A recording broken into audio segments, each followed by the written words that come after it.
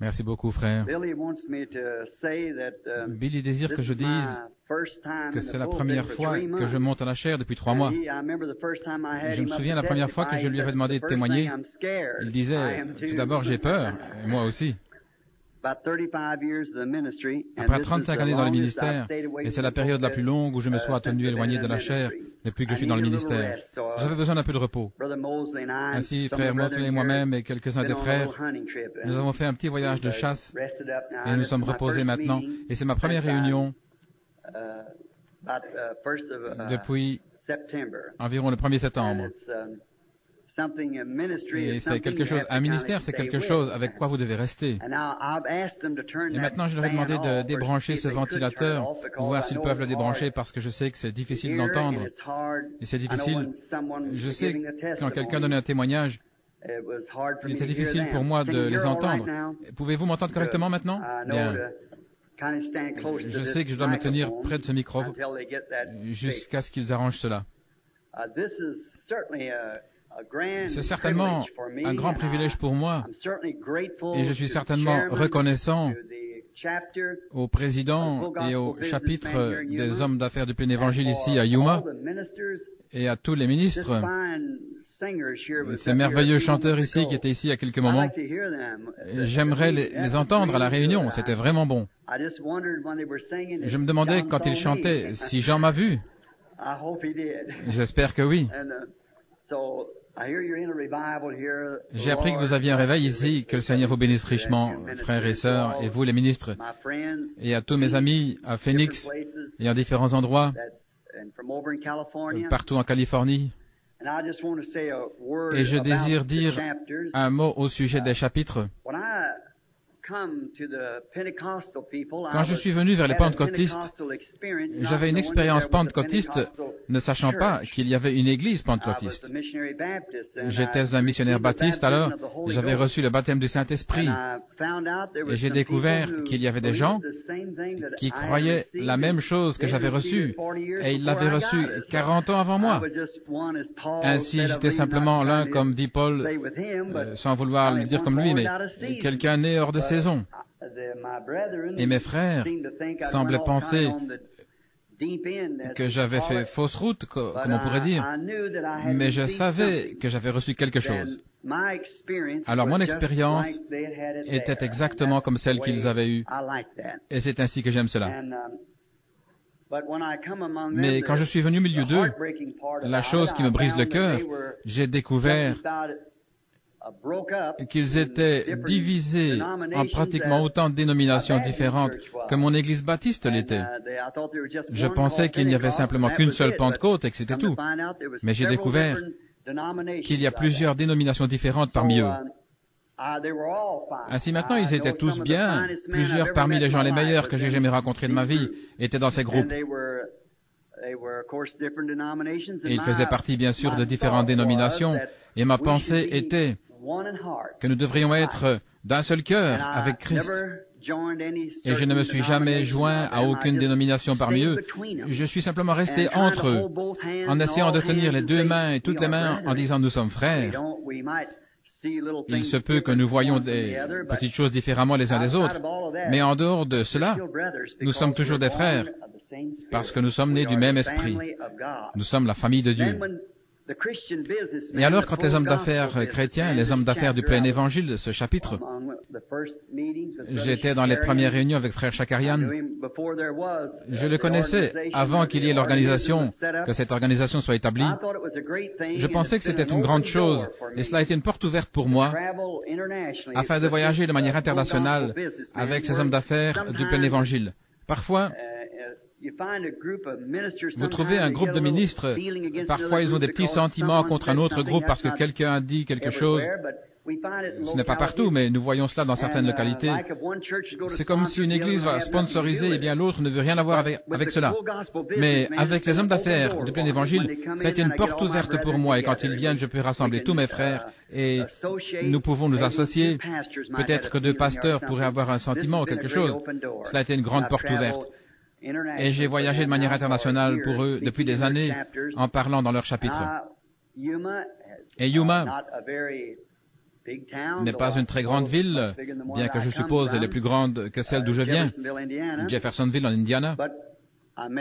Mais j'ai rencontré votre président ici. Il était les différentes personnes de votre chapitre. Je pense que vous avez une merveilleuse opportunité ici. Je pensais simplement ce soir, alors que j'étais là en train de regarder les gens. Vous savez, nous n'aurons bientôt plus cette sorte de privilège. Le Conseil mondial des Églises va bientôt nous engloutir. Je présume que la plupart des gens de mon audience ce soir sont formés de pentecôtistes et de baptistes, et l'Église de Dieu et ceux qui sont en dehors de ce Conseil mondial des Églises.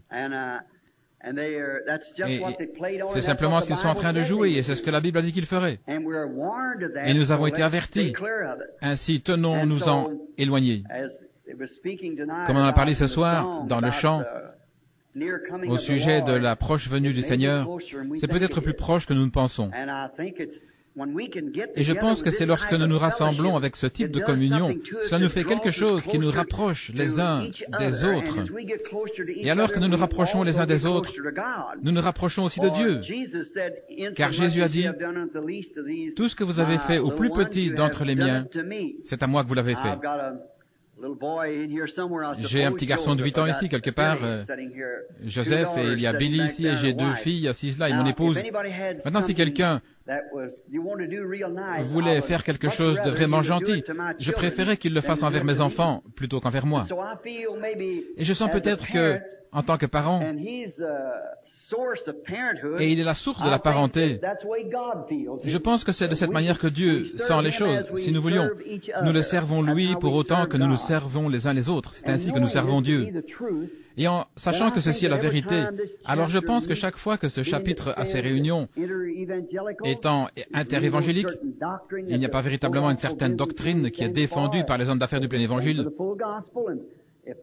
Ils se rassemblent simplement pour le plein évangile, et si un homme a une pensée différente, eh bien tout va bien, c'est en ordre. Nous avons malgré tout communion les uns avec les autres.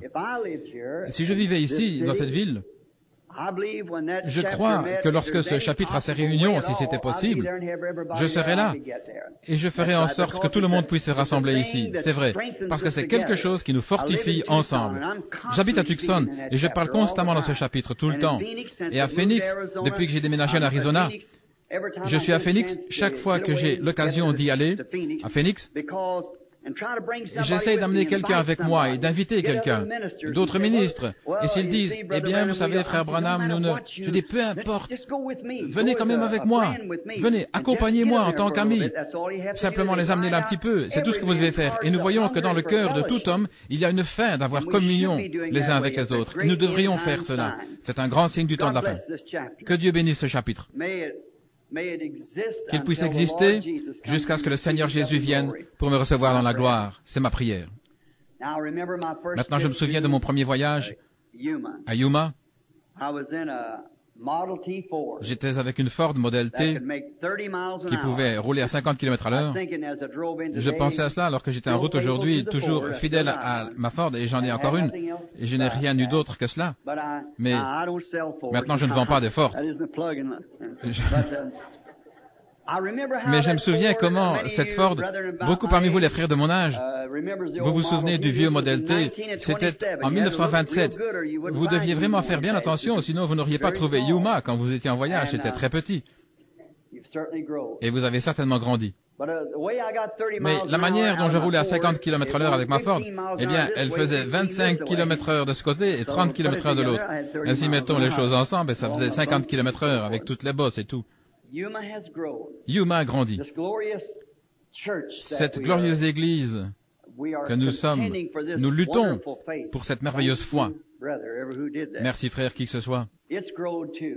Donc elle a grandi aussi, et nous sommes reconnaissants pour cela. Que le Seigneur vous bénisse tous. Nous espérons, si vous êtes présents près d'une de ces réunions, j'ai le chapitre à Phoenix où je dois parler dimanche prochain et le dimanche suivant à Flagstaff, et le lundi suivant, le 21, lors d'un banquet à Tucson. Vous êtes tous invités. Et si le Seigneur le veut, je désire parler au Westwood Hotel, je crois. Quel soir ça commencera? Dimanche après-midi le 17. juste une petite réunion évangéliste. J'espère que ces chanteurs seront là à ce moment-là pour nous aider. Et nous serons là jusqu'à mercredi. Je pense que c'est dimanche après-midi. Et nous pouvons le faire parce que nous n'interromprons pas le programme de ces églises. Et alors lundi et mardi puis mercredi, à la Ramada Inn, l'hôtel Ramada. Et ensuite jeudi, nous commencerons Westwood Ho. Est-ce que c'est ça? Non, Westwood Ho, c'est dimanche, lundi, mardi. Ensuite, nous allons à Ramada Inn. La convention, c'est au Ramada Inn. Ainsi, nous serons contents de vous avoir quand vous pouvez. Avant de prendre ce livre, courbons la tête un moment pour parler à l'auteur. Maintenant, avec nos têtes inclinées vers la poussière d'où le Seigneur nous a pris, et si Jésus tarde, nous devrons retourner selon le même chemin. Simplement, depuis que je suis là, j'ai reçu un message venant de l'Est d'une petite dame. C'est une jeune fille qui s'appelle donc Edith Wright, est décédée pour aller rencontrer le Seigneur cet après-midi à 3 heures. Nous devons retourner. Si quelqu'un ici souhaite qu'on se souvienne de lui dans la prière, voulez-vous simplement lever la main vers Dieu? Que Dieu vous bénisse. Père Céleste, alors que nous avons tellement apprécié cette merveilleuse communion et ces chants, oh, combien mon cœur vibre quand j'ai entendu ce chant. Jean m'a-t-il vu? Père, j'ai confiance que nous serons tous là, chacun de nous. Et nous avons maintenant la tête inclinée vers le sol, et nous prions que tu reçoives notre action de grâce et notre repentance, et nos prières les uns pour les autres. Et maintenant, nous nous tournons vers ta parole, la partie sacrée de la réunion, qui semble être plus sacrée que le reste, parce que nous savons à ce moment-ci que nous traitons avec les gens pour les conduire vers la vérité, vers Christ et vers la parole qui est Christ. Et nous te prions d'ouvrir la parole pour nous. Nous sommes insuffisants, Seigneur, mais toi, tu es le tout-suffisant.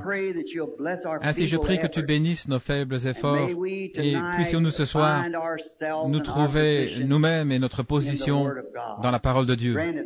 Accorde-le, Père, et nous te donnerons la louange, car nous le demandons dans le nom de Jésus. Amen.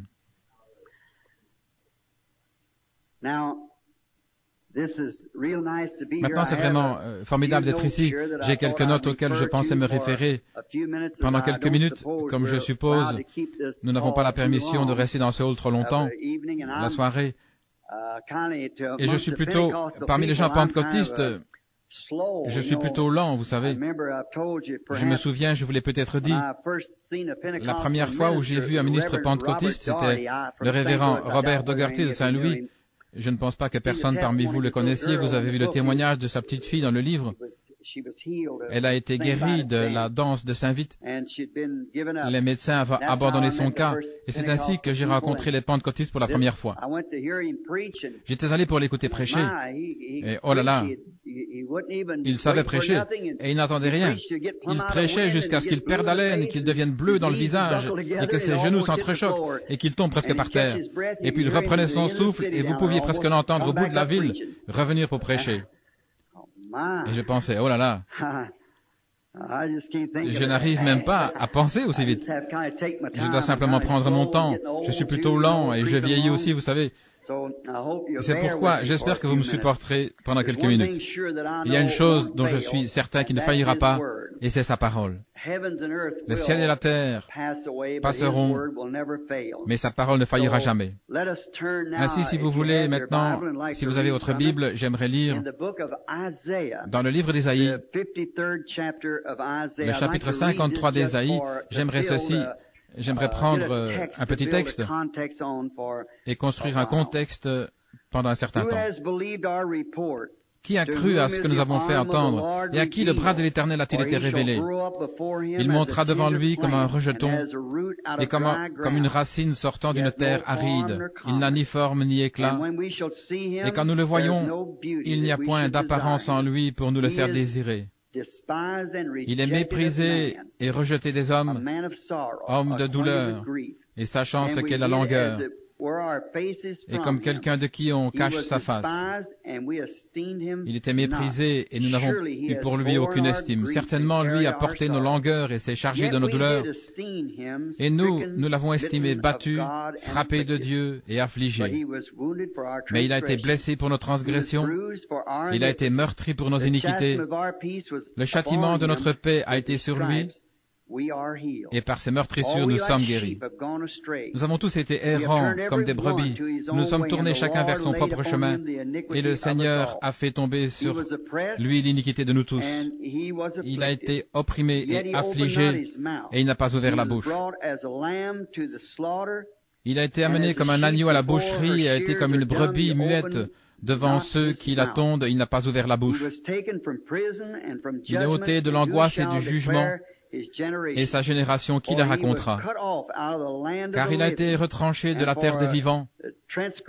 À cause de la transgression de mon peuple, lui a été frappé. Et on lui donna son sépulcre avec les méchants, et il a été avec le riche dans sa mort, parce qu'il n'avait fait aucune violence, et il n'y avait pas de fraude dans sa bouche. Mais il plut à l'Éternel de le meurtrir. Il l'a soumis à la souffrance. S'il livre son âme en sacrifice pour le péché, il verra une semence. Il prolongera ses jours, et le plaisir de l'Éternel prospérera en sa main. Il verra du fruit du travail de son âme et sera satisfait. Par sa connaissance, mon serviteur juste enseignera la justice à plusieurs, et lui il portera leurs iniquités.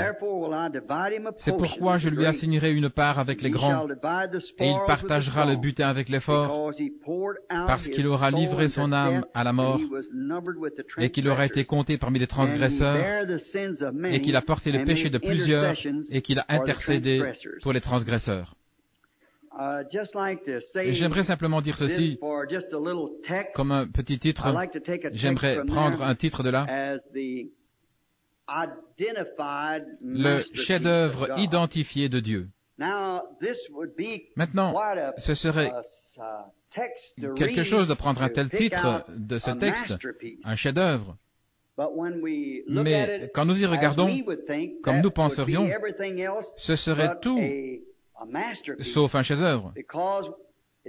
Parce qu'il est dit que nous détournions de lui nos regards, et qu'en lui, il n'y avait pas de beauté que nous puissions désirer. Et bien souvent, ce que nous appelons un chef-d'œuvre, eh bien, Dieu n'en a rien à faire. Parce que la sagesse de l'homme est folie pour Dieu, mais la folie de Dieu est plus sage que toute la sagesse de l'homme. Et nous voyons ici que Dieu nous donne le tableau de quelque chose. Et j'aimerais amener ce tableau devant nous alors que je réalise que c'est peut-être la dernière fois où certains d'entre nous se rencontrent. Il est possible que nous ne revoyions plus jamais. C'est pourquoi nous nous sommes rassemblés dans ce but. Ce n'est pas pour être vus ou pour être entendus, mais nous avons eu notre communion les uns avec les autres alors que nous avons eu ce merveilleux repas ce soir à table, alors que nous avons nourri nos corps physiques. Et maintenant, nous aimerions que Dieu nourrisse notre âme avec sa manne qui est cachée. Et c'était seulement pour ces sacrificateurs qui étaient entrés dans le Saint des Saints qu'il était permis de manger sa nourriture. Si nous remarquons ce soir, notre steak, je ne pense pas avoir eu un banquet dans tous les endroits où j'ai eu des réunions comme ce soir, où j'ai eu un steak aussi formidable que celui qu'ils ont servi ce soir. Maintenant, vous voyez, parce que nous devions avoir ceci, si nous vivons, quelque chose a dû mourir afin que nous puissions apprécier ce temps de communion et aussi de pouvoir entretenir notre vie. Je parlais à un homme qui était végétarien il n'y a pas longtemps et il me disait, « Eh bien, je ne suis pas d'accord avec vous. » Eh bien, il m'a donné une lettre. Il voulait me rencontrer en privé. Il disait, « Frère Branham, je vous ai toujours considéré comme un homme saint. » Il disait, « Mais quand j'ai entendu que vous aviez mangé du jambon et des œufs pour déjeuner, ça m'a vraiment attristé. » Eh bien, je ne voulais pas être une pierre d'achoppement pour lui, mais c'est sa manière de croire. Et je lui ai dit, « Eh bien, monsieur, si je ne mange pas, je ne pourrai pas vivre. » Il a dit, mais vous voyez, en mangeant comme vous l'avez fait, il a fallu tuer un poulet. J'ai dit, monsieur, nous ne pouvons vivre que par une substance morte, peu importe ce que vous mangez. Si vous mangez des légumes, vous mangez du pain, eh bien du blé a dû mourir. Si vous mangez du maïs, le maïs a dû mourir. Si vous mangez des haricots, les haricots ont dû mourir. Quoi que vous mangiez, vous ne pouvez vivre physiquement que parce que quelqu'un est mort afin que vous puissiez vivre. Quelque chose est mort. Maintenant, quoi que vous fassiez, même boire du lait, les bactéries, quoi que ce soit, vous devez vivre au départ d'une substance qui est morte et qui a été tuée. Et ceci ne fait que prouver que si nous devons vivre cette vie naturelle, nous ne pouvons le faire que par une substance morte. Quelque chose a dû mourir afin que nous puissions vivre éternellement. Et c'est Jésus-Christ que Dieu nous a donné comme rançon. Et maintenant, quand j'ai rencontré les pentecôtistes pour la première fois, je suis allé en Californie. C'est l'État juste à côté ici, au-delà du fleuve. J'étais à Los Angeles et je n'ai pas vécu au jour de cette fameuse dame ministre, Madame Semple, Amy Semple McPherson. J'ai rencontré son fils Rolf, un gentleman chrétien très bien. Son épouse et sa famille, ce sont certainement des gens aimables. Et le Dr. Tiford et beaucoup des personnes du staff de l'Angelus Temple, j'ai prêché le jubilé de la Pentecôte, le jubilé là il y a quelques années, et nous avons certainement eu un temps merveilleux. Ainsi, par respect pour cette femme qui a montré un exemple, comme elle l'a fait, en faisant de son mieux pour présenter ce qu'il y avait dans son cœur, je lui ai rendu hommage en allant sur sa tombe au cimetière de Forest Lawn. Et alors que je me tenais là, en ayant ôté mon chapeau et courbé la tête, je rendais grâce à Dieu pour la vie noble de cette petite servante. Et alors les gens avec qui j'étais, le groupe de ministres, m'a demandé si je voulais me promener dans ce cimetière de Forest Lawn et à l'intérieur de la mortuaire, là, peu importe comment vous l'appelez, je regardais à différentes scènes et j'ai vu le souper du Seigneur. Beaucoup parmi vous l'ont remarqué lorsqu'on met la lumière là-dessus, le dernier souper, vous en avez entendu parler. Mais l'une des choses les plus remarquables que j'ai vues là, lorsque vous entrez, je crois que c'était du côté est, là, après la porte, il y avait une statue de Moïse qui était le chef-d'œuvre ou le summum de Michel-Ange, je crois le sculpteur, il se peut que je me trompe sur son nom, Michel-Ange, le grand sculpteur qui a fait cette sculpture de Moïse, et il expliquait, le guide qui nous parlait, il disait que c'était l'un des plus grands chefs-d'œuvre que Michel-Ange ait sculpté. Il disait que ça avait pris une bonne partie de sa vie, un travail difficile. Alors j'ai remarqué, je crois, que c'était sur le genou droit. La statue avait un air parfait, bien lisse, et Moïse avec les tables de la loi, et ses mains et sa longue barbe. Et bien sûr, c'était la conception mentale de Michel-Ange, ce à quoi Moïse ressemblait. Peut-être qu'il n'avait jamais vu de photo, mais dans sa propre pensée, il avait dessiné ce à quoi il pensait que Moïse ressemblait. Et l'histoire dit que dès qu'il eut terminé la statue, qu'il l'avait parfaitement polie, il s'est tenu en arrière pour regarder son œuvre, et il est devenu tellement inspiré, elle avait l'air tellement ce qu'il avait dans sa pensée, ce qu'il avait fait avec ses mains. Ça ressemblait tellement à cela, et toutes les années qu'il avait attendu, il a été tellement transporté par l'inspiration qu'il a frappé sur le genou, et qu'il s'est écrié « Parle !» Et là, il y a un petit morceau qui a été brisé sur la jambe, le genou de Moïse, là où Michel-Ange l'a frappé avec son marteau. Car il était tellement inspiré. Vous voyez, il y avait quelque chose à l'intérieur de lui dès le commencement. Il avait dessiné une image mentale de ce qu'il pensait à quoi Moïse ressemblait. Et alors quand il a vu cela, refléter devant lui la chose même qu'il avait dans sa pensée, ce à quoi il pensait que Moïse ressemblait. Et il avait porté cette vision avec lui pendant toutes ces années. Et il avait pris ce grand bloc de granit, et un petit morceau ici, un petit morceau là, jusqu'à ce que ça devienne parfait. Et lorsqu'il l'a eu parfaitement devant lui, il a vu le reflet de ce qu'il avait dans sa pensée. C'est ce qui l'a inspiré tellement au point de frapper l'image et de crier « Parle !» Toutes ces années de travail l'avaient récompensé.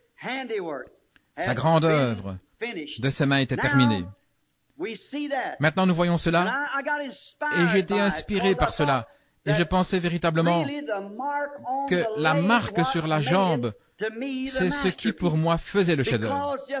Parce que si c'était simplement un autre portrait, quelque chose de Moïse, ou la figure d'un homme, d'une conception d'un homme, mais cet homme qui avait fait cette œuvre était tellement satisfait au point où il a frappé.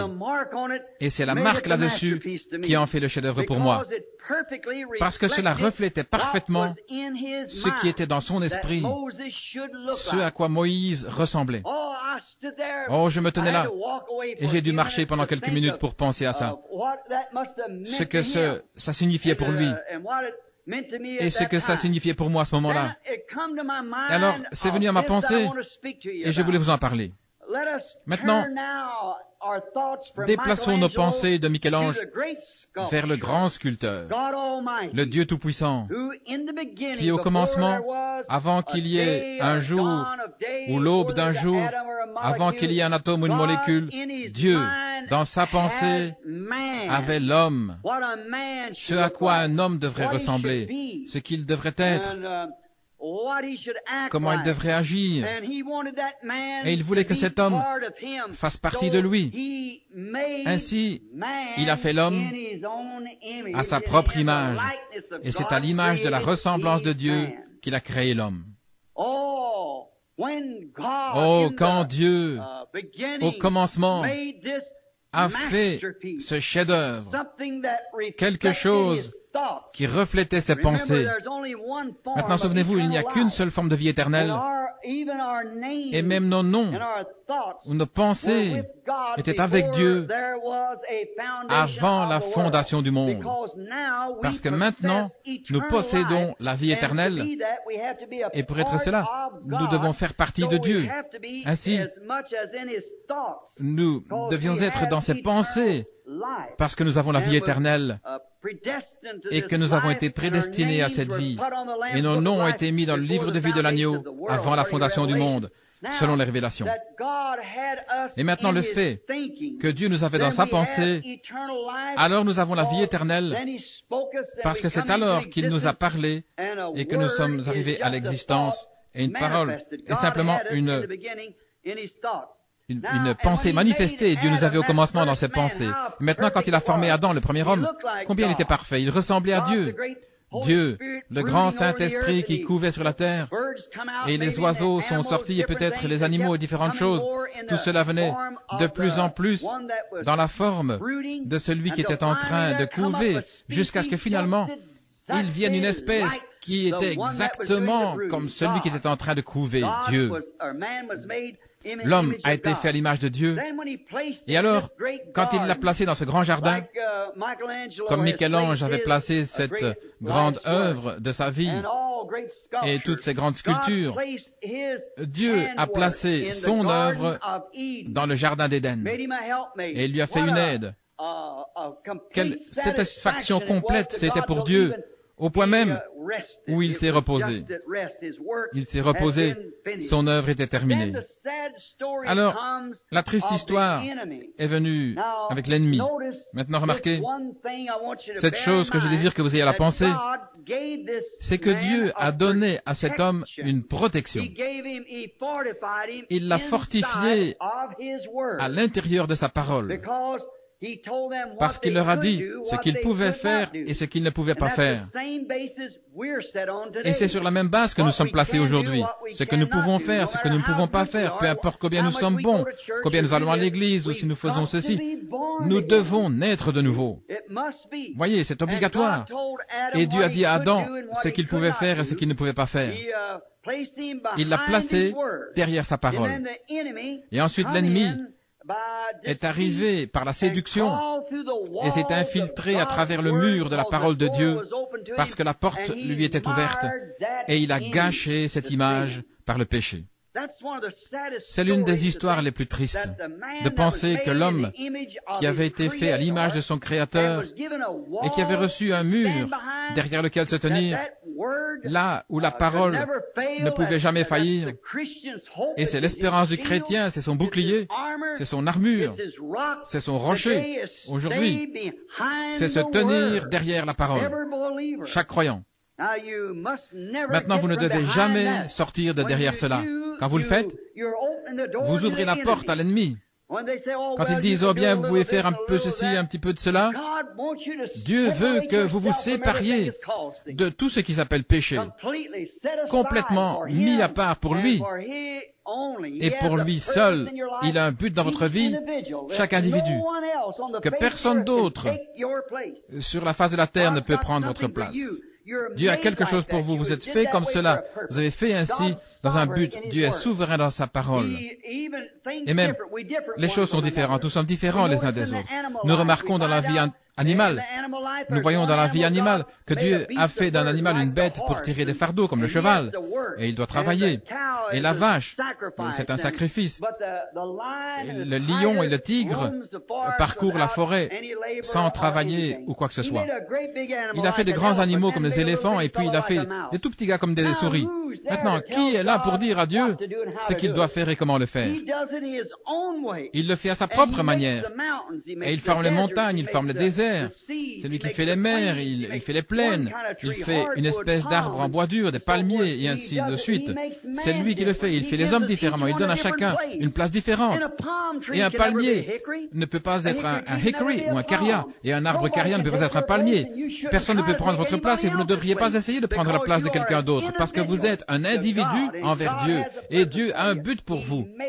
Il vous a fait ainsi. Et vous dites, pourquoi l'a-t-il fait? Il est souverain. Il a une raison pour cela. Mais nous découvrons que nous sommes tous gardés par la parole. Dans le ciel, nous regardons les corps célestes. La Bible dit que même les étoiles diffèrent les unes des autres. Il y a Sardes, il est différent, et Mars et Jupiter, tous différents, ils sont tous différents les uns des autres. Le soleil est différent de la lune et la lune des étoiles. Et il y a des anges, il y a des séraphins et des chérubins, et des anges, des grands anges, et des degrés, et même dans le monde à venir, les rois de la terre apportent leurs hommages vers la ville. Nous serons tous toujours ainsi parce que Dieu n'est pas comme un grand magasin où tous les objets sont identiques, mais c'est un Dieu de variété. Il fait les uns d'une manière, l'un et l'autre d'une autre manière, mais nous devons le servir de la manière dont il nous a fait, et être heureux et rester derrière sa parole. Et c'est ainsi que Dieu l'a fait. Mais nous voyons que l'ennemi s'est infiltré à travers cette parole. Il est allé vers cette œuvre de Dieu et l'a gâchée. Et c'est exactement ce qu'il est en train de faire maintenant. Il se glisse à travers l'œuvre, l'ennemi. Il essaie de faire de nous un conseil mondial des églises. Eh bien, les hommes ne peuvent même pas se mettre d'accord les uns avec les autres. Comment allons-nous faire que le monde entier se mette d'accord avec l'homme? Dès que vous faites cela, il y en a un avec qui nous devons rester en harmonie, et c'est Dieu. Et au commencement était la parole, et la parole était avec Dieu, et la parole était Dieu. Et la parole demeure Dieu, et sera toujours Dieu. Parce que Dieu est dans la parole, et la parole fut faite chair et a demeuré parmi nous dans la personne du Fils de Dieu. Maintenant, nous voyons, après avoir découvert ce grand gâchis, il semblait que si c'était vous et moi, après tout ce temps et tous ces efforts, nous aurions donné un coup de pied là-dedans et laissé tout partir. Mais pas Dieu. Il n'allait pas laisser son œuvre aller à la ruine. Ça, c'est l'amour de Dieu. Il n'est pas étonnant que le poète a dit, si nous remplissions l'océan avec de l'encre, et si les cieux étaient faits de parchemin, et si chaque tige sur la terre était une plume, et que chaque homme était un écrivain, eh bien écrire l'amour de Dieu assécherait les océans.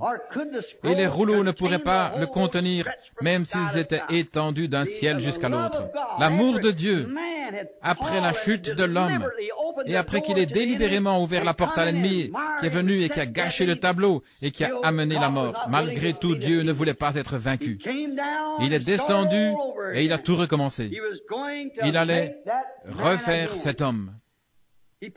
Il a placé Adam dans une alliance. Fais ceci et pas cela. Ceci et pas cela. Ne touche pas, ne goûte pas.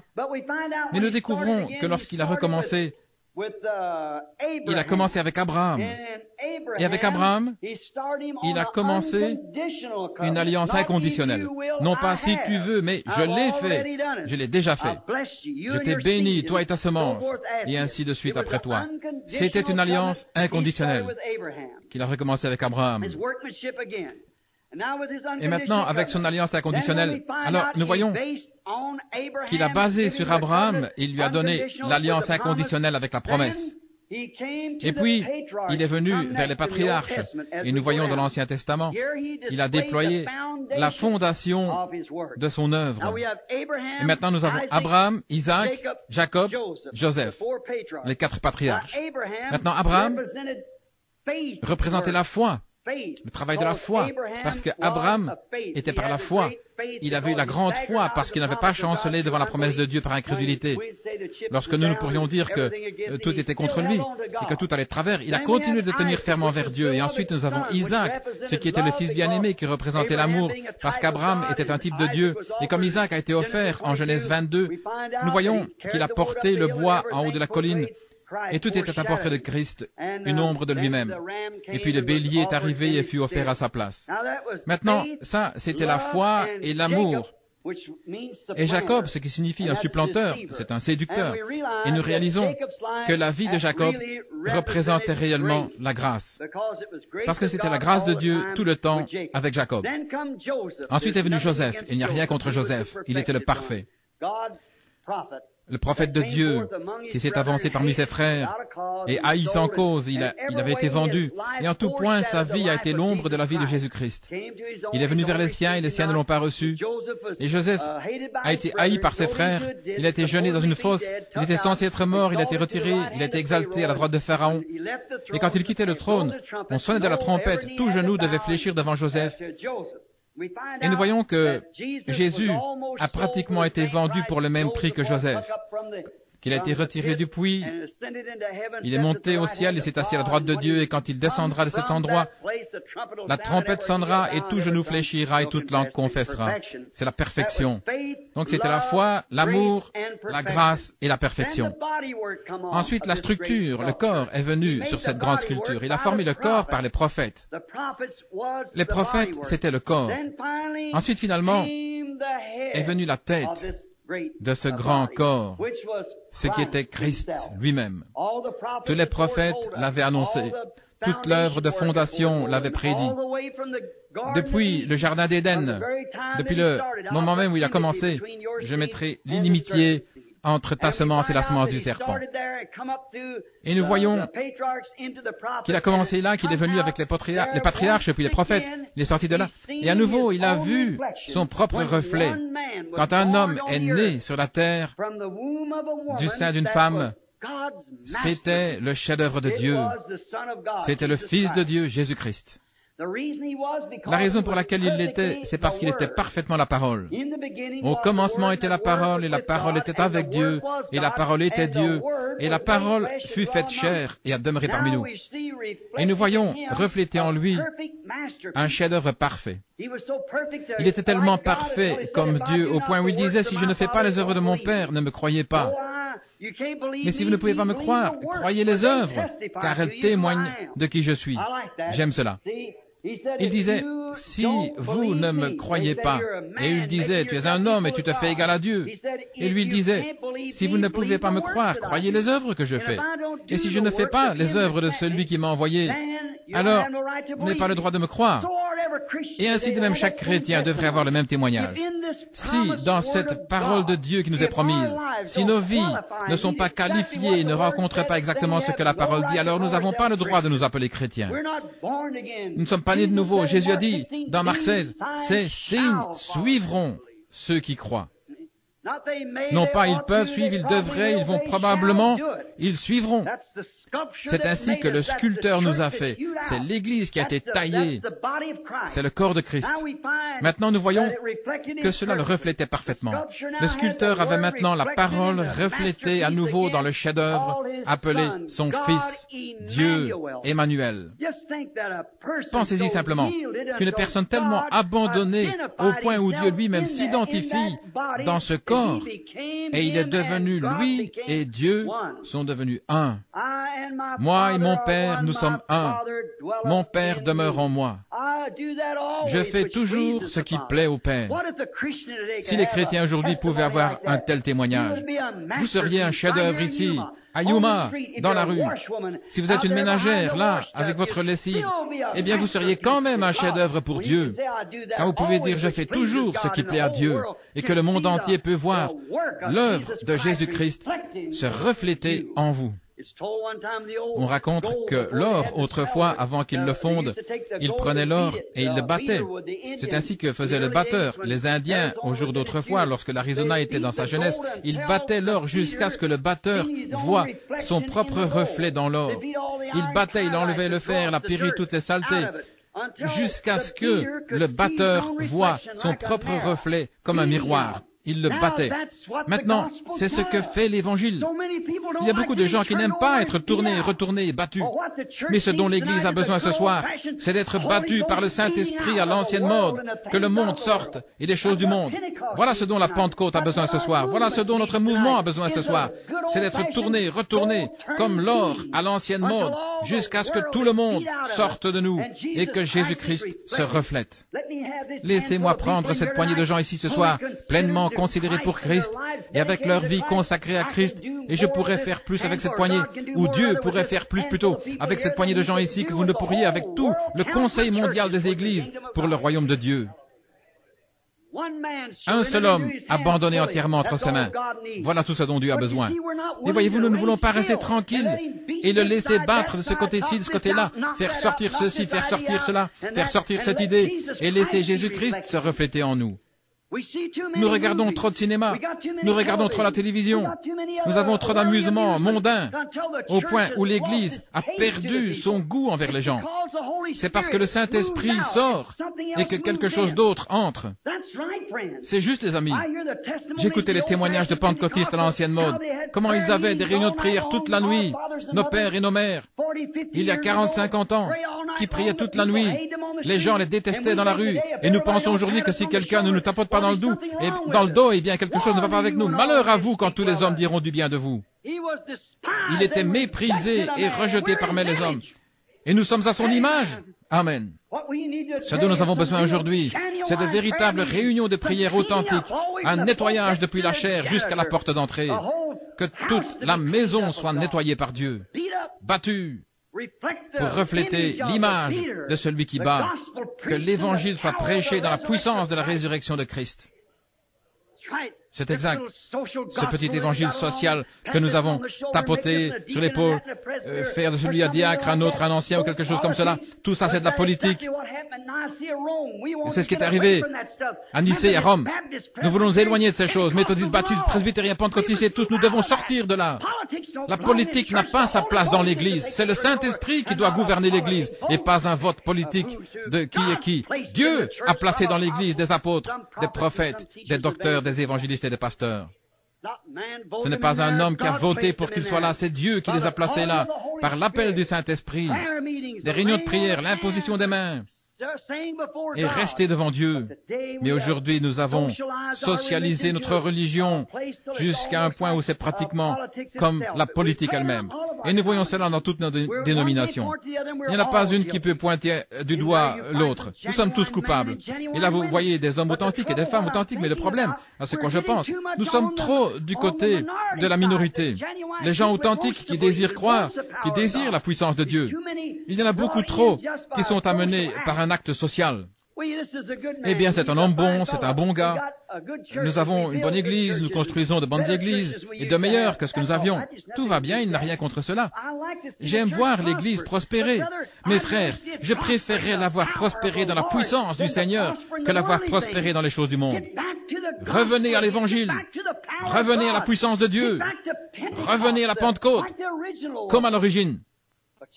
Mais vous voyez, le problème, c'est que nous ne voulons pas supporter ce battement. Vous pouvez dire parfois quelque chose, et des choses immorales qui se passent dans l'Église, ou certaines choses sociales, et lorsque vous exprimez cela, ils vous rejettent, ils ferment la porte, vous ne pouvez plus venir, voyez. Ils ont une réunion, et ils vous bloquent, ils ne vous veulent plus.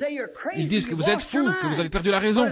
Mais aussi longtemps que c'est ainsi dit le Seigneur, ça n'a aucune importance pour moi. Quiconque dit, il faut la puissance de Christ pour changer un homme. Il faut la puissance de Christ pour garder un homme. Un jour, Jésus a dit, considérez le lys. Et je vous dis, Salomon même, dans toute sa gloire, n'était pas vêtu comme l'un d'eux. Salomon dans toute sa gloire, c'était quelque chose de magnifique à voir, sans aucun doute. C'était quelque chose de grand pour le monde. Un homme grand devant Dieu. Mais les vêtements de Salomon n'avaient aucune vie. C'était simplement du tissu. Peut-être que cela venait de la laine du dos d'un mouton. Mais le lys, il a la vie. Ce qu'il nous faut aujourd'hui, c'est la vie de Christ. À l'intérieur de nous, c'est ça qui purifie, pas l'extérieur, un col retourné ou un diplôme ou de la psychologie ou quoi que ce soit. Il faut la puissance du Christ ressuscité pour faire de nous ce que nous devrions être. Dieu n'a pas d'autre plan que de laisser le Saint-Esprit gouverner et régner dans l'Église. Oh Dieu, il était tellement à l'image de Dieu que lui et Dieu sont devenus un. Moi et mon Père, nous sommes un. Oh là là, quelle vie c'était! Pour que Dieu vive en lui, toute sa vie était enveloppée en Dieu. Il n'est pas étonnant que c'était un chef-d'œuvre. Satan est venu vers lui. Chaque fois que Dieu pensait avoir un chef-d'œuvre, Satan est entré. Il s'est infiltré en Moïse, il a brisé les commandements. Mais quand il est arrivé à ce chef-d'œuvre, c'était le propre choix de Dieu. Amen. Il l'avait préordonné. Il n'a pas pu l'avoir, car il est resté fidèle à Dieu. Lorsque Dieu l'a regardé, il a vu qu'il avait été tenté pendant 40 jours dans le désert comme Moïse. Car bien sûr, tous ces hommes en avaient été l'ombre. La loi avait été brisée. Mais quand il est venu Satan, le grand tentateur, et qu'il a essayé de le tenter, alors il a vu que ce n'était pas Moïse là. Non, monsieur. Il a touché du 5000 volts qui lui a roussi les ailes quand il s'est opposé à celui-là. Il est écrit, a-t-il dit, voyez-vous, Adam avait chuté, mais Jésus, le deuxième Adam, ce chef-d'œuvre qui était venu comme rédempteur, il a dit, il est écrit, l'homme ne vivra pas de pain seulement, mais de toute parole qui sort de la bouche de Dieu. Là, il avait un chef-d'œuvre. Oui, monsieur. Il disait quelque chose d'autre. Il disait, il est aussi écrit, tu ne tenteras pas le Seigneur ton Dieu. Va-t'en, Satan. Voilà un chef-d'œuvre. Qu'a-t-il fait? Il n'a pas dit, je vais le dire à mon église, je vais le dire aux anciens, ceci, cela, et l'évêque va faire ceci, cela. Il a dit, il est écrit. Voilà derrière quoi il a placé son premier Adam. Et il est tombé, et Satan a gâché le tableau. Mais il ne pouvait pas gâcher celui-ci, peu importe ce qu'il faisait. Au point où Dieu a dit, voici mon fils bien-aimé, écoutez-le. Tout, je lui donne tout entre ses mains. Écoutez-le. Ils étaient un. Ils étaient la même personne. Dieu vivait en lui, faisant de lui Dieu Emmanuel sur la terre. Il était un agneau parfait. Oh, les chefs-d'œuvre parfaits de la rédemption. Il a plu à Dieu, tout comme Michel-Ange. Il était tellement inspiré avec sa vie. Et nous voyons ici, j'ai les Écritures. C'est Marc 9, 7, si vous voulez le lire. C'était le mot transfiguration. Lorsqu'il était là sur le mot de la transfiguration, nous voyons que là sont apparus Moïse et Élie. Et la première chose que vous voyez, l'apôtre Pierre a été tellement inspiré qu'il a dit, construisons 3 tabernacles ici. Nous allons en faire 3 organisations. Nous allons faire 3 dénominations. Une pour Moïse, une pour Élie et une pour toi. Et pendant qu'il parlait, une voix est venue de cette nuée disant, voici mon fils bien-aimé. Il me plaît tellement que je vais le frapper. Pour vous, écoutez-le, il va parler. Il a été blessé pour nos transgressions. Il a été meurtri pour nos iniquités. C'était un agneau, l'agneau de Dieu, le sacrifice parfait. Personne n'avait jamais vécu comme lui, et personne n'a jamais vécu comme lui. Il était un chef-d'œuvre parfait. Il s'accordait parfaitement avec la parole de Dieu. Au commencement, on lui a donné sa parole, une portion pour cette partie du temps, pour cette partie-là, pour cette partie-là. Et voilà, c'est là où les hommes sont tellement séduits dans la confusion aujourd'hui. Ils essaient de construire sur quelque chose qui s'est passé il y a 40-50 ans. Cela a été donné pour cet âge-là. Quel bien cela aurait-il fait à Moïse de venir avec le message d'Enoch? Quel bien cela aurait-il fait à Moïse de venir avec le message de Noé? Quel bien cela aurait-il fait à Jésus de venir avec le message de Moïse? Voyez? Et quel bien cela aurait-il fait à Wesley de venir avec le message de Luther? Quel bien cela aurait-il fait aux pentecôtistes de venir avec le message de Wesley? Voyez-vous ce que je veux dire? Tout est alloué ici dans la Bible et nous devons savoir l'âge et l'heure et ce qui est pour nous. Et voilà où nous faillissons aujourd'hui. Nous lisons tout sauf la Bible. Voici le jour dans lequel nous devrions vivre. C'est le jour où Dieu nous a placés ici. Regardons dans la parole. C'est ainsi qu'ils ont manqué de voir Jésus. Ces pharisiens, sadducéens, hérodiens, les différentes organisations de ce jour-là avaient les choses tellement fixées et si parfaitement fixées qu'il n'y avait aucun moyen de s'échapper, ils pensaient.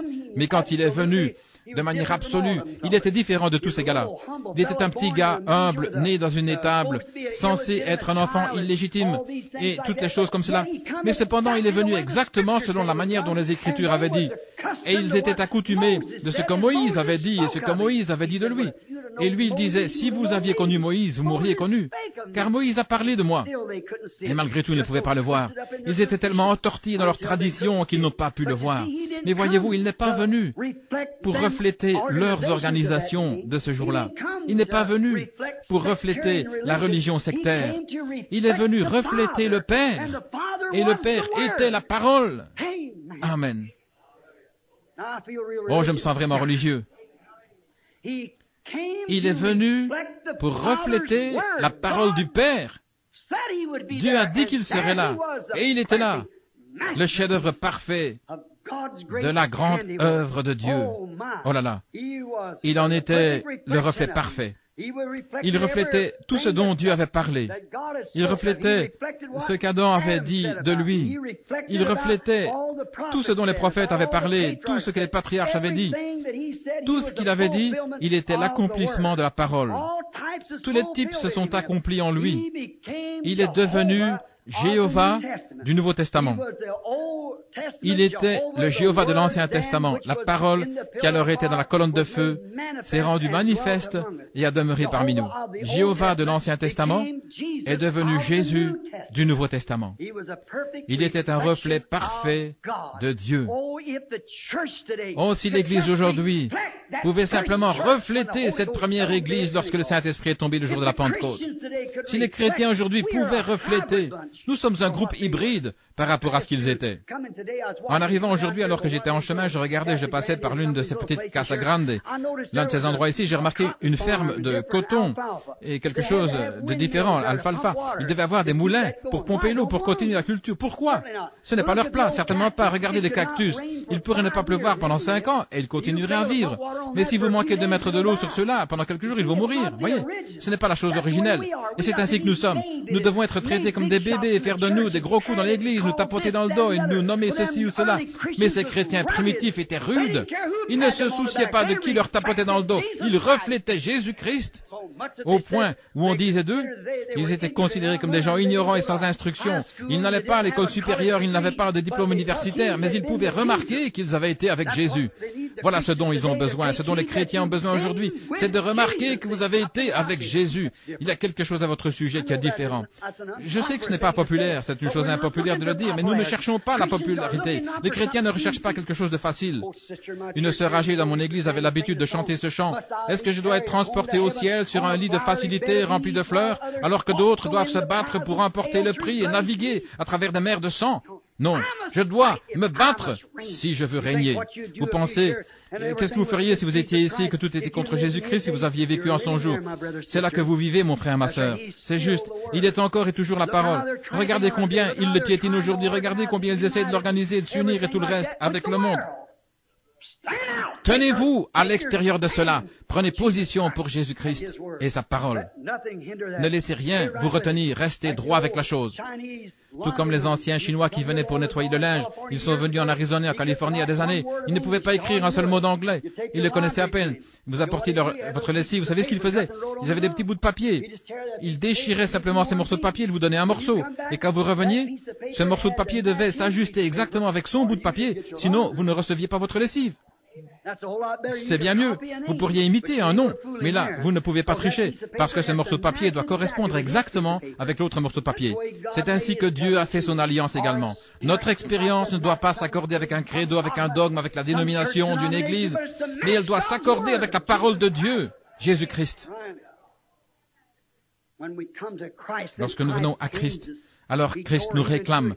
Il a déchiré en deux au calvaire une partie de lui, il l'a élevé, il est assis maintenant à sa droite, qui était le corps et l'esprit, il l'a renvoyé ici pour former une épouse pour lui. Et cette même expérience qui était en Christ doit être en nous. Il était absolument si parfait au point où il a plu au sculpteur et il l'a tellement inspiré qu'il l'a frappé au calvaire. Oh là là! Et maintenant nous le voyons, comme disent les Écritures, le chef-d'œuvre de Dieu. Nous le voyons frappé, touché et affligé par Dieu. Voilà le véritable chef-d'œuvre, comme Michel-Ange a frappé le sien. Voilà ce qui fait. S'il avait simplement vécu une bonne vie, il aurait été comme les gens qui prêchent l'évangile social aujourd'hui. Il était un prophète. Il était un prophète. Mais il était plus qu'un prophète. Il était Dieu. Il était Emmanuel. Et maintenant, ce qui a fait de lui exactement le chef-d'œuvre, pour vous et moi, c'est parce que Dieu l'a frappé. Il l'a frappé au calvaire. S'il n'avait pas été frappé, peu importe le nombre de morts qu'il aurait ressuscité, combien, ça aurait été un grand prédicateur, sa vie, ce qu'il aurait pu proclamer.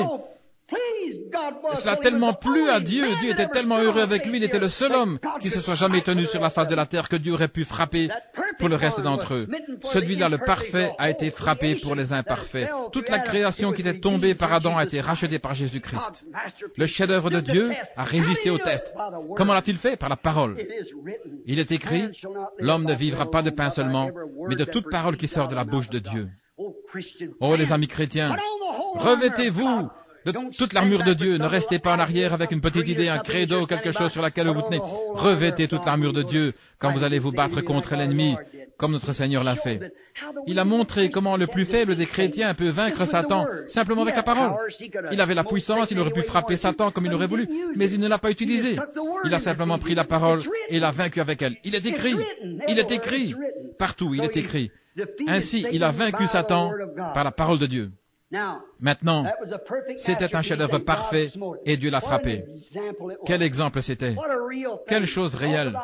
Parlez-moi de ces sculptures de Michel-Ange là-bas, de Moïse qui a été frappé sur la jambe. La Bible nous dit que cet homme a été abîmé, injurié au-dessus de tous les hommes. Il a été tellement meurtri au point où il ne ressemblait plus à un fils d'homme. Il a été battu, il a été meurtri, ensanglanté, il a été lacéré. Tout ce qu'on pouvait lui faire, il ressemblait. Ce n'était plus qu'un tas d'eau et de sang ensanglanté qui marchait. Il ne ressemblait même plus à un être humain, alors qu'il se traînait là au calvaire. Dieu l'a frappé pour nous. C'est ce qui fait de lui le chef-d'œuvre parfait. Oh, combien je l'aime. Savoir qu'il a fait cela pour moi. Savoir qu'il a fait ça pour vous. Comment pourrions-nous arriver à sa hauteur? Personne ne peut y arriver. Personne n'est digne d'arriver à sa hauteur.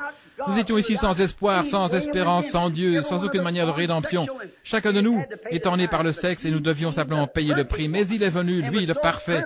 Il était tellement parfait. Il a tellement plu à Dieu qu'il l'a frappé pour vous et moi. Maintenant, depuis presque 2000 ans, Dieu a essayé de se tailler une épouse chef-d'œuvre, appelée une église. C'est exact. Comment Dieu le fait-il? Il le fait par sa méthode qui ne change jamais, la parole. Dieu ne change jamais sa méthode. N'importe qui, vous pouvez changer, je change, les temps changent, le monde change, mais Dieu ne change pas. Il est parfait. Il ne change pas. Et la manière dont il fait quelque chose la première fois, il le fait chaque fois de la même manière. Il a sauvé un homme un jour parce qu'il s'est repenti, c'est ainsi qu'il sauvera l'homme à nouveau. Il a sauvé l'homme un jour parce qu'il s'est repenti, c'est ainsi qu'il sauvera. S'il en a guéri un, c'est de la même manière, voyez. Il ne change jamais sa manière parce qu'il est souverain. Et il est éternel. Il est infini, omniprésent, omniscient. Il est Dieu. Et ainsi donc, il ne doit demander à personne la sagesse. Il ne doit pas attendre d'apprendre davantage. Il n'a pas besoin d'un nouveau diplôme. Il est parfait. Et quel que soit le degré, quelle que soit la chose qu'il a fait en premier lieu, sa première décision demeure la même pour toujours. Elle ne peut jamais être changée. Oh, combien je suis heureux. Quand il a fait son premier chef-d'œuvre, il l'a placé derrière la parole. Quand il a fait son second chef-d'œuvre, il était la parole. Amen. Il était la parole. Pas derrière la parole, mais il était la parole. Dieu ne change jamais son plan. C'est exactement ce qu'il a commencé à faire, sa première Église, la parole. Maintenant, Dieu, la parole au commencement, il était indépendant de toute autre chose, de toute autre personne.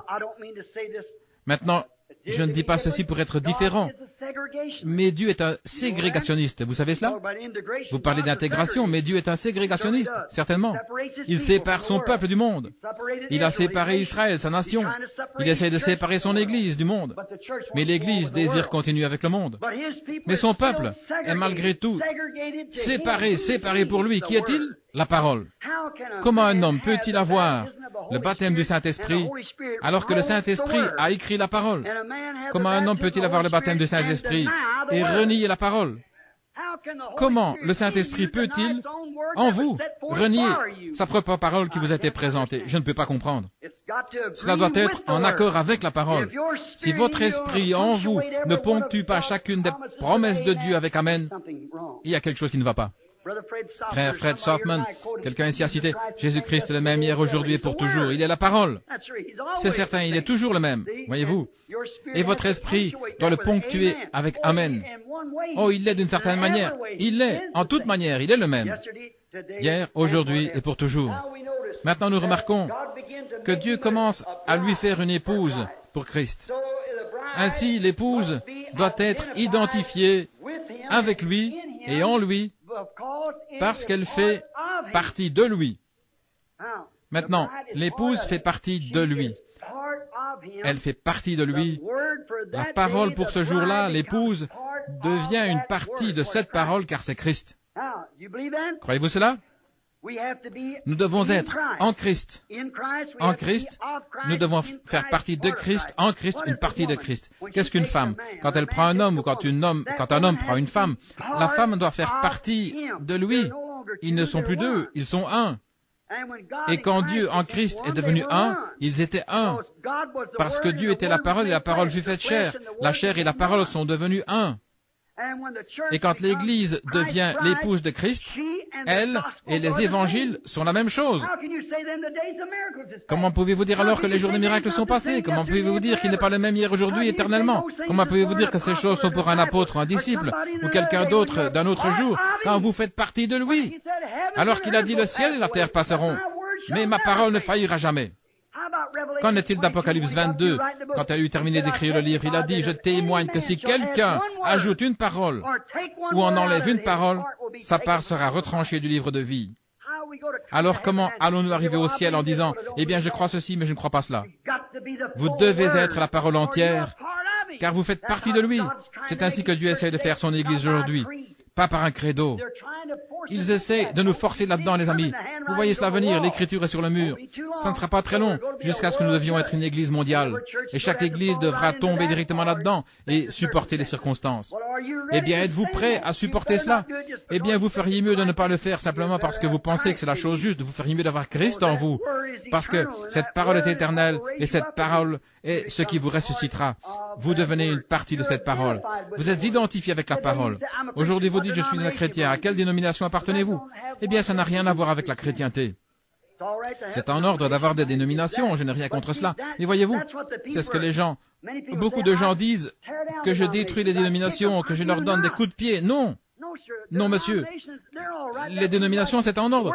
C'est tout comme des accords de travail ou quelque chose comme ça.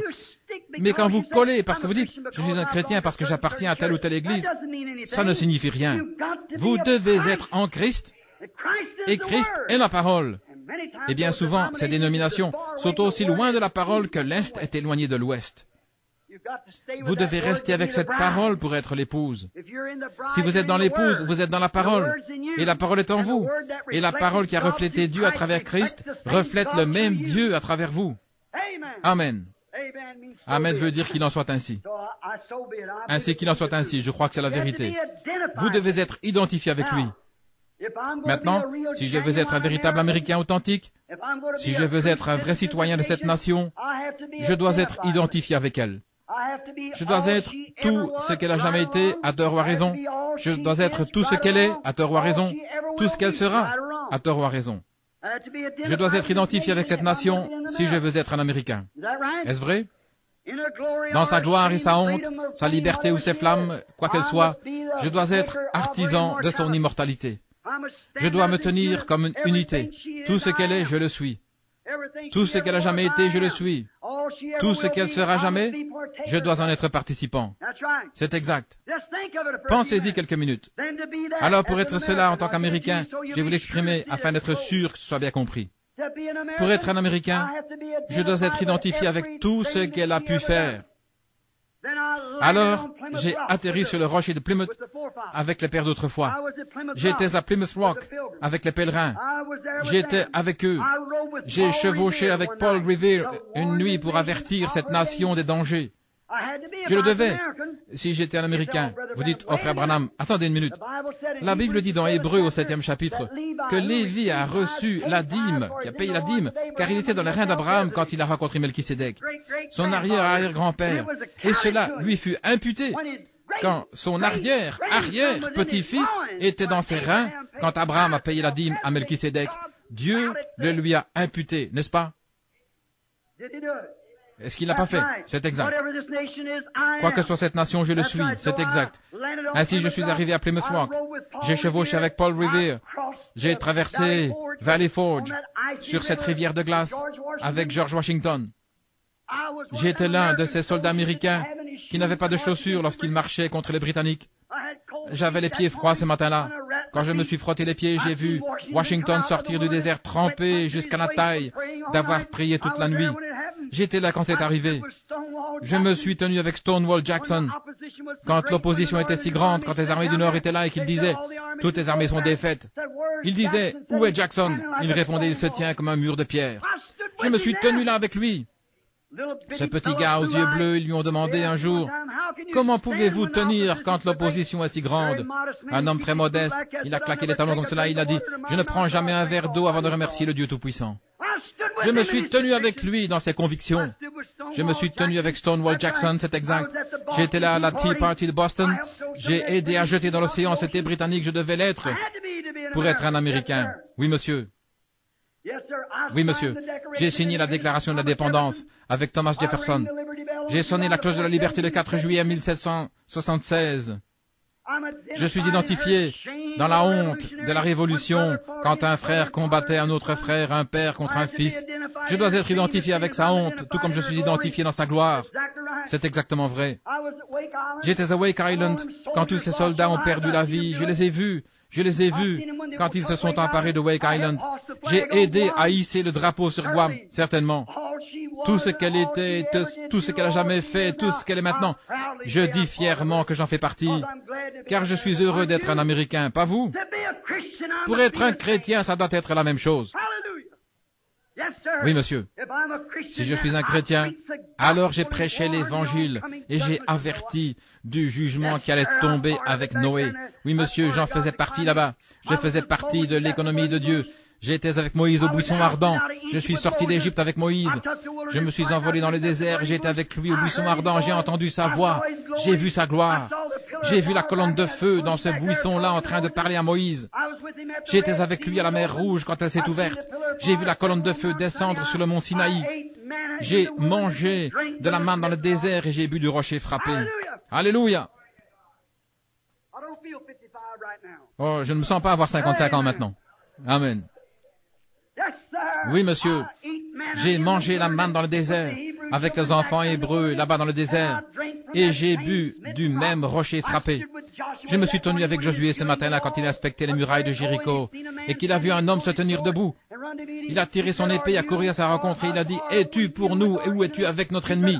Et il a dit « Je suis le capitaine de l'armée de l'Éternel. » J'ai vu Josué jeter son épée à terre. Je me suis agenouillé avec Josué quand il s'est incliné devant lui, le capitaine de l'armée de l'Éternel. J'ai vu les murailles de Jéricho s'écrouler au son des trompettes. J'ai vu Josué dire « Soleil, arrête-toi !» et lune reste suspendue sur un jalon. Ne bouge pas.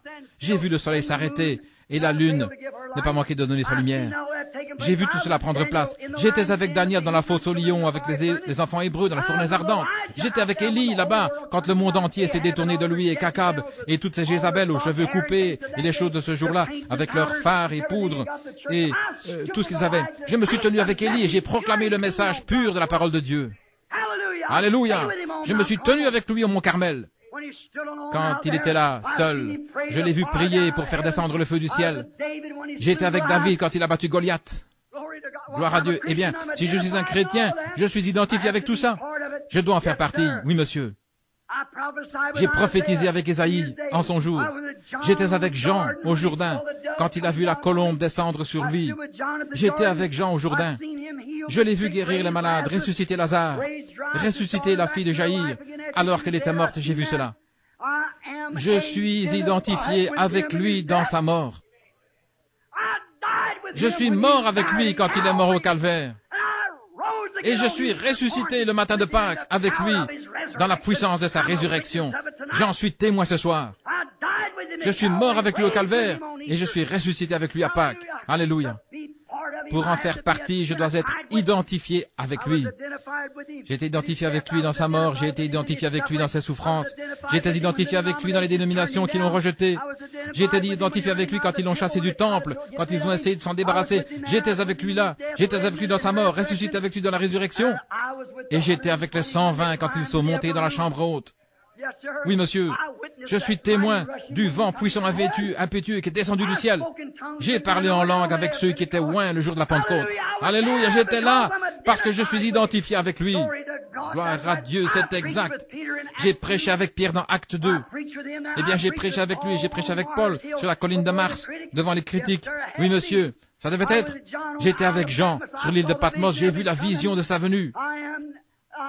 J'ai vu Luther, j'étais avec lui dans la Réforme, j'étais avec Wesley, et maintenant je suis ici à Yuma, en Arizona. Alléluia! Je suis identifié ce soir, ici, dans ce motel Stardust avec un groupe de gens qui croient la même chose. Et maintenant, nous sommes assis ensemble dans les lieux célestes en Christ Jésus. Alléluia! Je m'attends à sa venue dans la gloire un de ces jours. Je suis identifié avec lui, en vivant il m'a aimé, en mourant il m'a sauvé, étant enseveli il a emporté mes péchés au loin. En ressuscitant il m'a justifié gratuitement pour toujours. Un jour il va revenir, oh quel jour glorieux. Je suis maintenant identifié dans le baptême du Saint-Esprit, non pas quelque chose qui s'est passé là-bas dans les rues il y a 40 ans, je l'ai maintenant même. La gloire et la puissance de Dieu, du pardon des péchés. Je le vois guérir les malades, ouvrir les yeux aveugles. Je le vois dire des choses à l'avance, lire dans le cœur des gens. Je suis identifié avec lui dans son ministère en ce jour. Gloire à Dieu. Je suis identifié avec lui pour la délivrance dans ces derniers jours. J'ai confiance de faire partie de cette grande épouse qui va venir en ces jours. Peu importe ce que le monde peut dire, ils peuvent nous appeler des fous, des hystériques, ou Belzébul, ou hérétiques, ou tout ce qu'ils veulent. Malgré tout, je veux être identifié avec ce groupe. Je suis toujours là, je reste là, je suis né là, je veux rester là. Et je serai toujours là, parce que Dieu m'a placé là. J'ai quitté mon église pour m'identifier moi-même avec un tas de saints comédiens. Je suis l'un d'entre eux. Je suis identifié avec eux. Ils disaient, Billy, tu as perdu la raison. Peut-être que oui, mais j'ai trouvé la pensée de Christ. J'ai trouvé sa parole. J'ai trouvé sa présence. J'ai trouvé qu'il est le même hier, aujourd'hui et pour toujours. Peu importe ce que les autres pensent. Je suis celui qui a fait son identification. Je suis identifié avec lui par la parole de Dieu. Il a dit, ces signes suivront ceux qui croient. Je suis heureux d'être identifié en cela. Oui, monsieur. Vous savez, ce vieux maître violoniste, un jour, vous avez entendu l'histoire, ils avaient un vieux violon qu'ils vendaient aux enchères. Ils voulaient le vendre et personne ne voulait l'acheter. Et il disait, qui veut en donner $1? Qui veut donner $1.50? Finalement, il a dit, il va partir une fois, deux fois, $1.50. Et finalement, un vieil homme aux cheveux gris s'est avancé, vous connaissez l'histoire. Il a pris le violon et il a dit, laissez-moi le prendre. Il a mis un peu de colophane sur l'archet, il a commencé à jouer. Et les gens ont commencé à pleurer, les larmes coulaient sur le visage. À ce moment-là, l'homme qui faisait la vente l'a pris et il a dit, qui en donnera $1,000, 2,000, $5,000? Qu'est-ce qui a fait la différence? Le maître. Celui qui le connaissait, celui qui l'avait construit, il savait comment faire sortir ce qu'il y avait dedans. Et aussi longtemps que nous essayons d'amener nos églises par des credos et des dénominations, nous n'y arriverons jamais. Laissez le maître constructeur de l'humanité, c'est lui qui a fait l'homme à sa propre image. celui qui se construit une épouse pour la même chose. Laissez son archer du Saint-Esprit jouer sa propre parole sur votre cœur une seule fois, et ce sera le meilleur exemple. Peu importe le nombre de grandes églises où vous allez, combien de fois vous placez votre nom dans le livre, cela accomplira plus pour Jésus-Christ que toutes les églises, dénominations et credos, les églises du monde et toutes les organisations du monde. Il est en train de se former une épouse. Oui, monsieur. Il est en train de la tailler maintenant même, de tailler en se débarrassant du monde.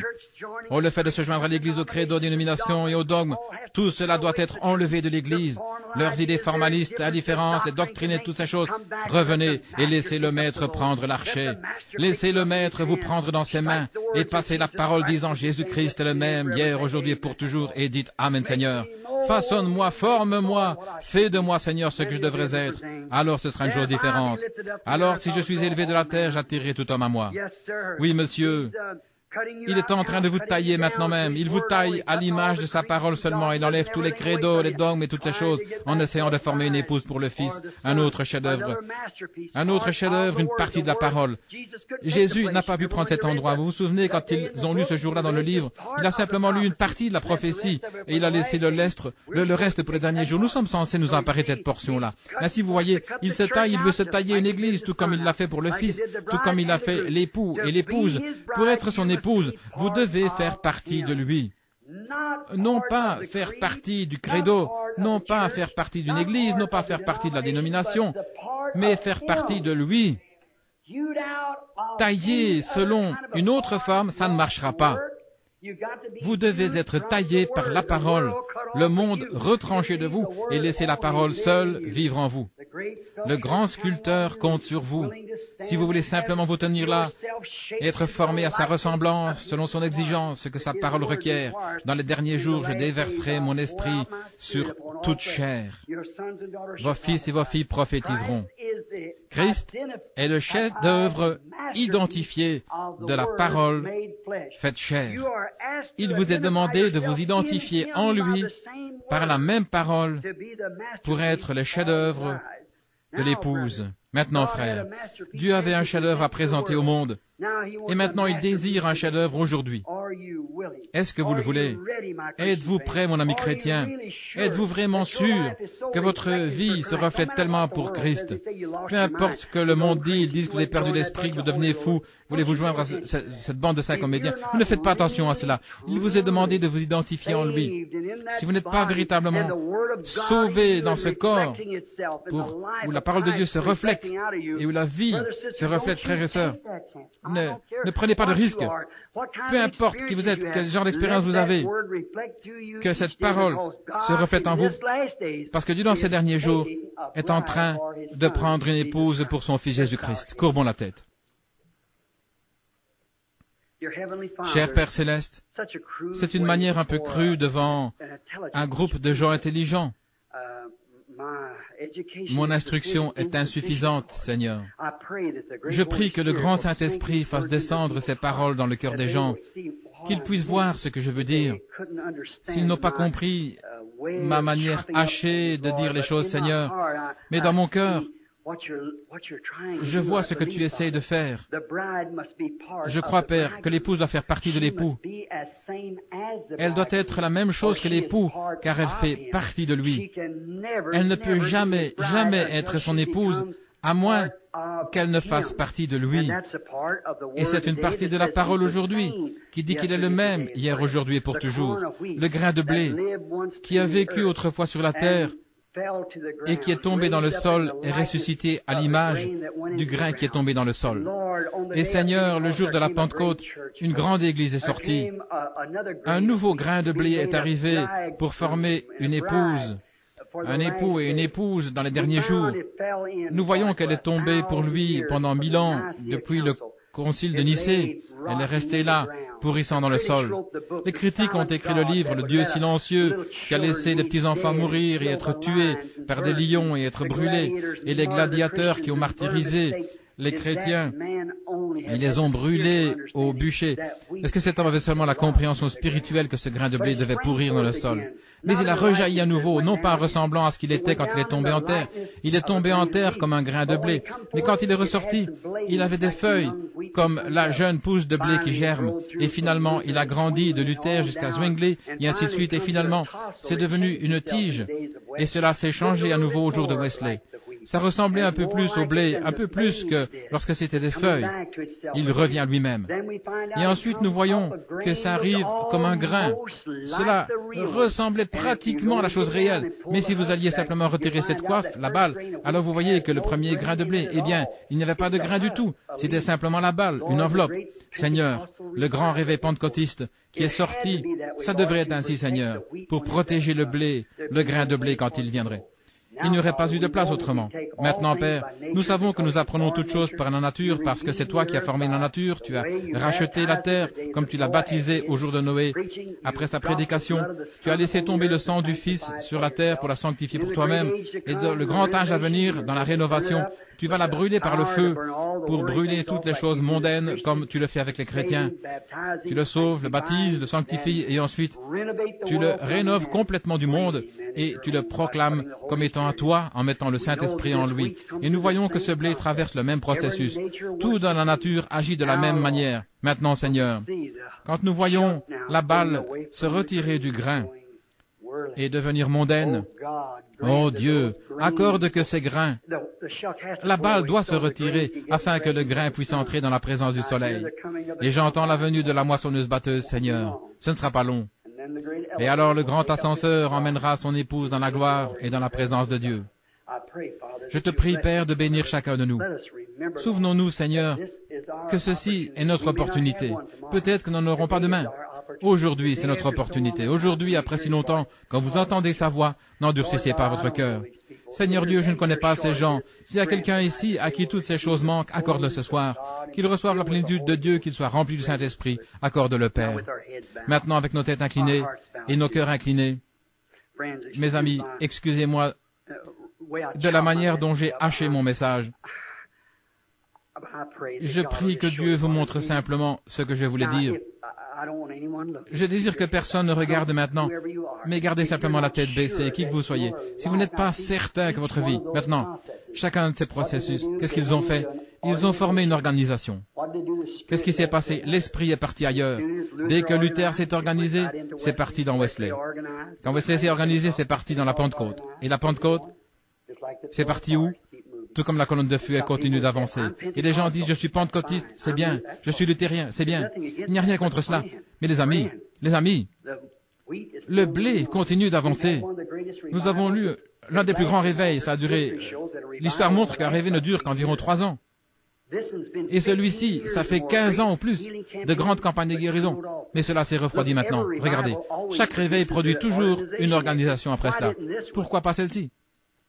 Il y a un petit groupe de frères qui a commencé et qui a appelé la dernière pluie. Ils sont allés nulle part. C'est retombé directement. Pourquoi? C'est l'âge du blé, les amis, c'est le blé. Il y a un ministère sur la terre qui est juste exactement comme celui qui est tombé en terre là-bas au commencement. Une véritable expérience de la Pentecôte. Les églises s'organisent et l'une essaie de devenir plus grande que l'autre et d'avoir davantage de membres.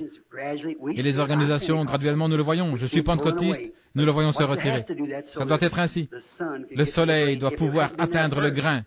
Si ce n'avait pas été ainsi dès le commencement, s'il n'y avait pas eu de balle, d'enveloppe autour, il n'y aurait pas eu d'endroit où aller. Dieu a formé la balle, l'enveloppe, vous voyez, comme le grain de blé, et tout ce qui sort d'une enveloppe, vous voyez.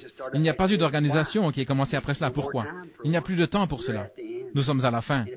Et si vous n'êtes pas exactement ce que vous devriez être, et que vous dites, Frère Branham, si Dieu écoute vos prières pour les malades, et j'ai entendu ce que le Seigneur a fait en réponse à la prière, et vous avez entendu d'autres personnes dans le monde pour qui on a prié aujourd'hui, vous dites, voulez-vous prier pour moi, afin que je reçoive cette expérience, Frère Branham? Il se peut que je ne vous revoie jamais, peut-être je ne vous reverrai jamais, mais priez afin que je sois là. Je ne me sens pas exactement comme que je pourrais être là, mais j'aimerais que vous priez pour moi afin que j'y sois. Levez la main si vous voulez. Que Dieu vous bénisse, que Dieu vous bénisse. Et vous. Dans ce petit groupe de gens, peut-être 50, peut-être 75 mains se sont levées. Maintenant, cher Jésus, tu es le juge. Nous sommes simplement les ministres. Je prie, cher Dieu, si j'ai trouvé grâce à tes yeux, réponds à ma prière. Tu as vu chaque main se lever. Tu sais ce qu'il y a dans leur cœur. Nous croyons qu'ils sont ordonnés pour la vie. Et Satan, tout comme au jour d'Adam, il essaie d'empêcher ce chef-d'œuvre de sortir. qu'il puisse être arrêté ce soir, que le sang de Jésus-Christ le bloque, et qu'il puisse sortir comme un chef-d'œuvre pour Dieu. Accorde le Père, qu'il soit identifié dans la parole de Christ. Il a dit, à moins qu'un homme ne naisse de nouveau, puisse-t-il recevoir cette expérience de la nouvelle naissance, puisse-t-il recevoir le baptême du Saint-Esprit, la rénovation de toutes les choses du monde. Ils ne le veulent plus, Seigneur. Purifie-les du monde et présente-les comme un chef-d'œuvre devant les gens. Accorde-le, Seigneur, afin que tu sois heureux dans cet âge, le temps du jardin, dans les derniers jours, pour présenter ton chef-d'œuvre de ces hommes et ces femmes, de ces garçons et filles qui ont levé la main. Accorde-le, Seigneur.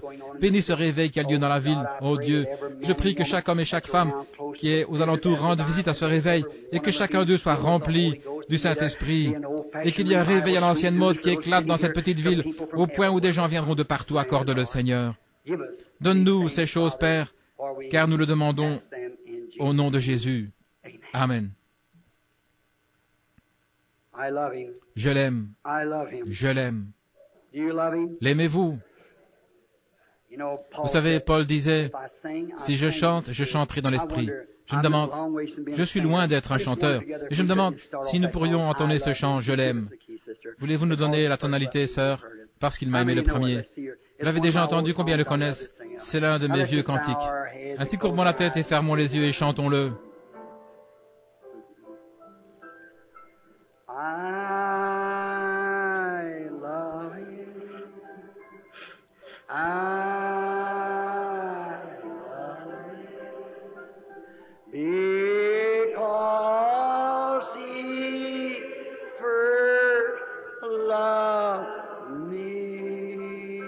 Je l'aime parce qu'il m'a aimé le premier.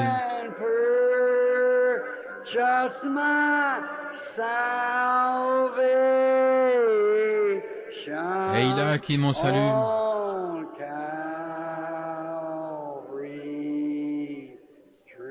Sur le bois du calvaire. Murmurons-le.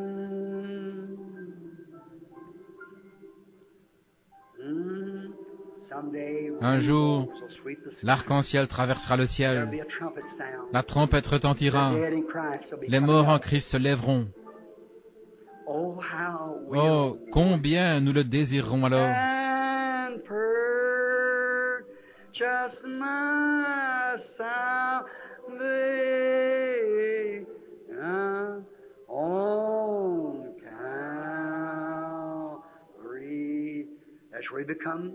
C'est là où il est devenu le chef-d'œuvre pour nous. Maintenant, souvenez-vous, tous les chefs-d'œuvre, avant d'être placés dans la galerie pour recevoir la renommée, ils doivent premièrement traverser le hall des critiques. Les critiques doivent voir s'ils peuvent critiquer. Et quand ils peuvent résister aux critiques, alors ils sont amenés dans la galerie de la gloire.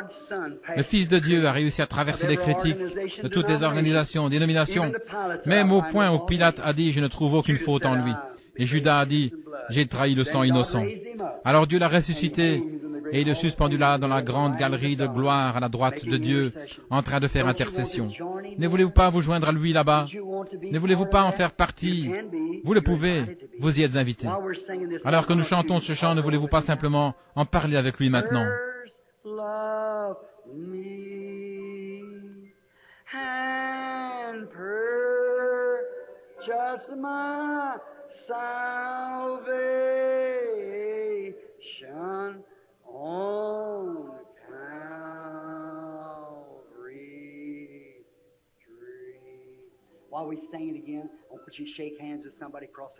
Donnez la main à quelqu'un en face de vous et dites que Dieu vous bénisse. Priez pour moi, chacun de vous.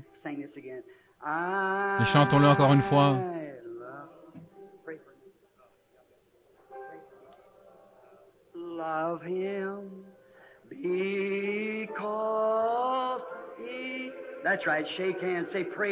C'est ça, donnez la main et dites priez pour moi. Vous tous, priez pour moi. Je désire tellement être là.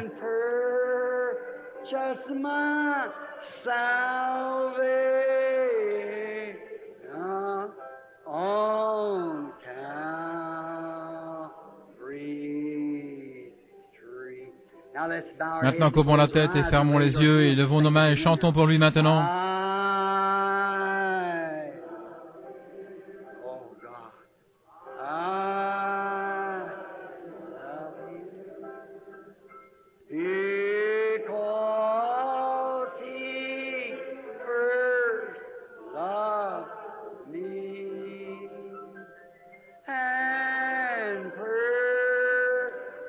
Jesus, my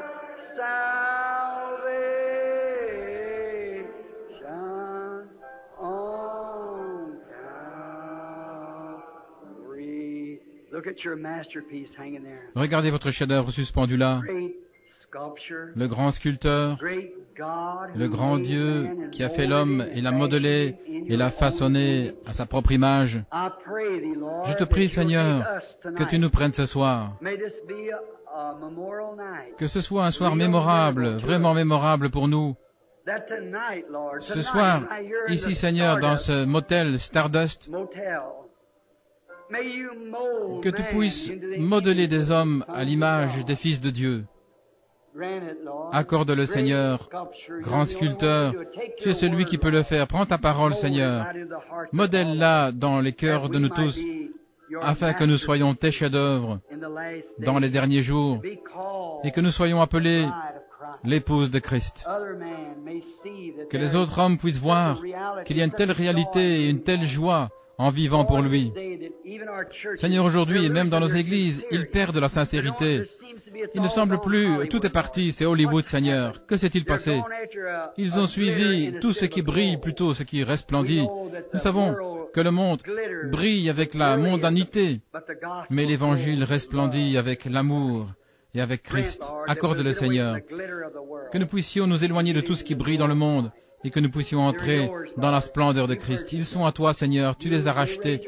Ils ont levé la main ce soir, c'est ce qu'ils désirent être. Maintenant, Père, si je le pouvais, je ferais en sorte qu'il en soit comme cela, mais je ne peux pas. Mais j'ai confiance en toi, Seigneur. Tu as dit, celui qui vient à moi, je ne le rejetterai en aucune manière. Celui qui entend ma parole et croit en celui qui m'a envoyé a la vie éternelle, et il ne viendra pas en jugement.